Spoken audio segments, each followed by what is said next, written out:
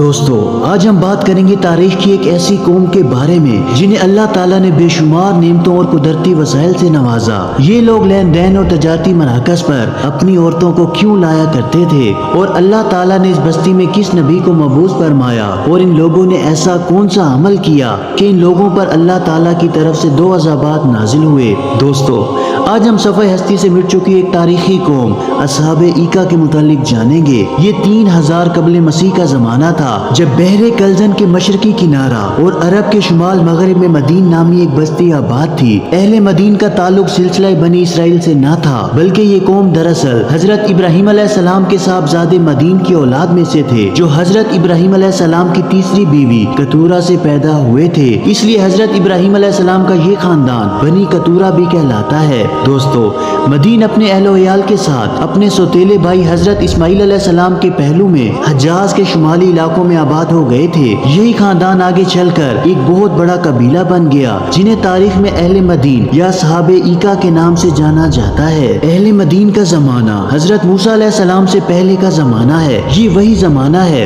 جب سدوم اور عمورہ کے علاقوں میں قوم لوط فساد مچا رہی تھی۔ مدین ایک ترقی یافتہ اور شہری علاقہ تھا جبکہ اصحاب ایکا ایک دیہاتی قبیلے کی آبادی والا علاقہ تھا، اور کہا جاتا ہے کہ ایکا کے معنی ہے گھنا درخت۔ ایک ایسا گھنا درخت مدین کی نواحی آبادی میں موجود تھا جس کی یہ لوگ پوجا پاٹ کیا کرتے تھے، اس لیے ان لوگوں کو اصحاب ایکا کہا جاتا ہے، یعنی قبیلے کی نسبت سے قوم اہل مدین کہلاتے تھے اور مذہبی نسبت سے یہ قوم اصحاب ایکا کہلاتی تھی۔ یہ ایک ہی قبیلے یا قوم کے 2 نام تھے۔ دوستو اس علاقے میں بہت اچھی آب و ہوا، سرسبز میدان، نہروں اور آبشاروں کی کثرت تھی جہاں میوہ جات، پھلوں اور خوشبودار پھولوں کے اس قدر باغات تھے کہ اگر ایک شخص آبادی سے باہر کھڑے ہو کر اس کا نظارہ کرتا اس کو یہ معلوم ہوتا کہ یہ نہایت ہی خوبصورت اور گھنے درختوں کا ایک جھنڈ ہے۔ اس قوم کے لوگ بڑے وسیع جنگلات، باغوں اور پھلدار درختوں کے مالک تھے۔ اہل مدین لوگوں کا بنیادی پیشہ تجارت تھا۔ اس قوم کے لوگوں کی زندگی بڑی پرسکون تھی، فراوان دولت تھی،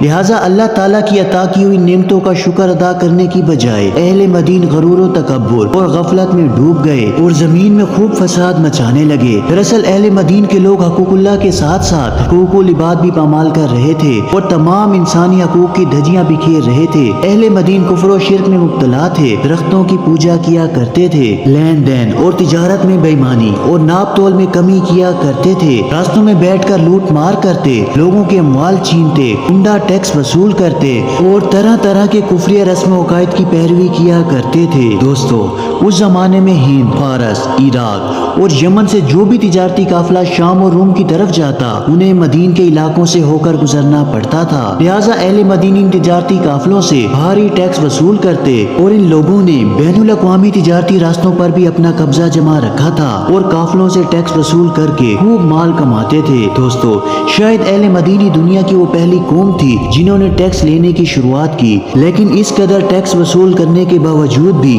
ان لوگوں کے مال کی ہرس کبھی کم نہ ہوئی اور وہ لوگ ان راستوں پر گزرنے والے قافلوں پر حملہ کر کے انہیں لوٹ لیا کرتے تھے۔ دوستو روایات میں ہے کہ جس ایکا نامی درخت کی لوگ پوجا کیا کرتے تھے اس درخت کے آگے ہر 3 ماہ کے بعد ایک خوبصورت کنواری لڑکی کو ذبح کیا جاتا تھا اور اس کے سارے اعضاء کو الگ الگ کر کے دفنا دیا جاتا تھا۔ ان لوگوں کا ماننا تھا کہ اگر ایکا درخت کو یہ دوشیزہ لڑکی کی قربانی نہ دی گئی تو ہمارے کاروبار ختم ہو جائیں گے، اور اس طرح زنا کاری اور فحاشی کا یہ عالم تھا کہ انہوں نے اپنے بازاروں میں خاص انتظام کر رکھا تھا اور یہ لوگ اپنی بہنوں اور بیویوں کو اپنی کاروباری مراکز پر نازیبا لباس پہنا کر بٹھا دیا کرتے تھے کہ جب کوئی تاجر آتا تو وہ شہوت کے ہاتھوں مجبور ہو کر ان لڑکیوں میں مصروف ہو جاتا، جس سے یہ لوگ ناپ تول میں خوب کمی کیا کرتے تھے اور اکثر چیزیں ہی بدل ڈالتے تھے۔ لہٰذا ان لوگوں کی ہدایت کے لیے اللہ تعالیٰ نے حضرت شعیب علیہ السلام کو مبعوث کیا۔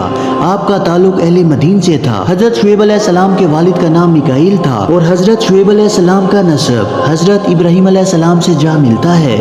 حضرت شعیب علیہ السلام عرب کی سرزمین میں بھیجے گئے تیسرے نبی ہیں جو حضرت ہود علیہ السلام اور حضرت صالح علیہ السلام کے بعد مبعوث کیے گئے۔ توریت میں حضرت شعیب علیہ السلام کا ذکر باب خروج میں آیا ہے، لیکن اس باب میں آپ کے متعلق زیادہ معلومات نہیں ملتی۔ دوستو بچپن ہی سے حضرت شعیب علیہ السلام کی پرورش اس طرح ہوئی کہ آپ اپنی قوم کے نیک اور معزز ترین شخص مانے جاتے تھے۔ آپ انتہائی نیک، ذہین اور شریف النفس انسان تھے۔ حضرت شعیب علیہ السلام نے اپنی قوم کو برائی سے روکا اور انہیں اللہ تعالیٰ کی وحدانیت پر ایمان لانے کی دعوت دی، لیکن آپ کی توحید کی یہ دعوت سن کر قوم کے متکبر سردار غضبناک ہو گئے اور کہا کہ اے شعیب، ہم تم کو اور تمہارے ساتھ ایمان لانے والوں کو اپنی بستی سے باہر نکال دیں گے یا تم سب کو ہمارے مذہب پر واپس آنا پڑے گا۔ دوستو، حضرت شعیب علیہ السلام اپنی قوم کی بدعمالیوں پر سخت رنجیدہ رہتے اور انہیں بار بار واضح نصیحت کرتے۔ حضرت شعیب علیہ السلام کی دعوت کے جواب میں اہل مدین ان پر تانا زنی کرتے اور انہیں سنسار کرنے کی دھمکیاں دینے لگے۔ قوم کے لوگوں کی دھمکیوں کے بعد حضرت شعیب علیہ السلام کو اس بات کا اندازہ ہو گیا ان لوگوں کے دلوں پر مہر لگ چکی ہے اور ان پر کسی بات کا کوئی اثر نہیں ہوگا، لہٰذا انہوں نے اپنے رب سے دعا کی کہ اے پروردگار، ہم میں اور ہماری قوم میں انصاف کے ساتھ فیصلہ کر دے اور تو سب سے اچھا فیصلہ کرنے والا ہے۔ اور اللہ تعالیٰ نے آپ کی دعا قبول فرمائی۔ نافرمانی اور سرکشی کی پاداش میں قوم شعیب پر دو قسم کے عذابات نازل ہوئے، ایک زلزلے کا عذاب اور دوسرا آگ کی بارش۔ دوستو، روایات میں ہے کہ جب وہ لوگ اپنے گھروں میں آرام کر رہے تھے تو اچانک ایک ہولناک زلزلہ آیا۔ ابھی اس کی ہولناکی ختم نہ ہوئی تھی تو اوپر سے آگ برسنے لگی۔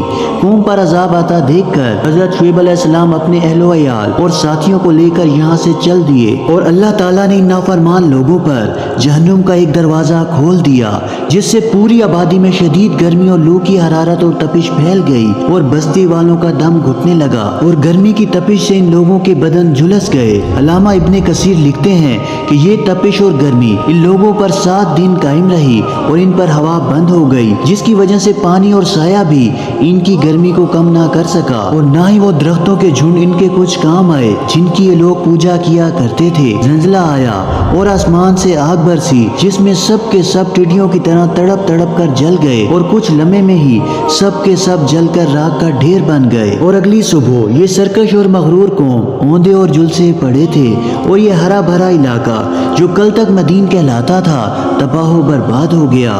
دوستو، مفسرین نے لکھا ہے کہ حضرت شعیب علیہ السلام مدین سے ہجرت کر کے مکہ آ گئے اور آخر دم تک یہیں قیام کیا۔ حضرت شعیب علیہ السلام نے 400 سال کی طویل عمر پائی اور کعبہ شریف کی غربی جانب مدفون ہوئے۔ دوستو، بعض مفسرین کے مطابق حضرت شعیب علیہ السلام کی ایک صاحبزادی کا نکاح حضرت موسیٰ علیہ السلام کے ساتھ ہوا اور اس طرح آپ کو حضرت موسیٰ علیہ السلام کے سسر ہونے کا بھی شرف حاصل ہے۔ آج مدین کا یہ علاقہ سعودی عرب کے شمال مغربی ضلع تبوک کے علاقے البدا میں واقع ہے، جس سے مدائن شعیب کہا جاتا ہے۔ دوستو، مغرب میں سب سے پہلے برطانوی سیاح روپیل نے سال 1850 میں مدائن شعیب کا سفر کیا۔ آج مدائن شعیب کے یہ ویران نخلستان، وادیاں اور بوسیدہ کھنڈرات چیخ چیخ کر اس بات کی گواہی دے رہی ہیں کہ حقوق العباد کی پامالی کرنے والی ظالم قوم پر جب قہر الہی نازل ہوتا ہے تو وہ صفحہ ہستی سے ہی مٹ جاتی ہے۔ دوستو، اصحاب ایکا اور اہل مدین کو اس روئے زمین پر نشان عبرت بنا دیا گیا، جنہوں نے سچے رسول کا انکار کیا اور کفر و شرک اور تجارتی معاملات میں کمی پیشی کر کے اللہ تعالیٰ کے احکامات سے بغاوت کی۔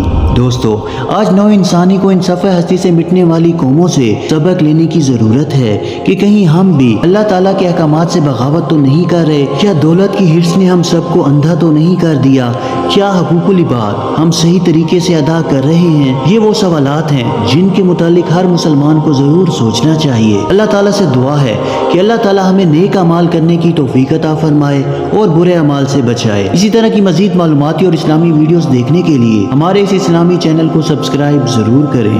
جزاک اللہ۔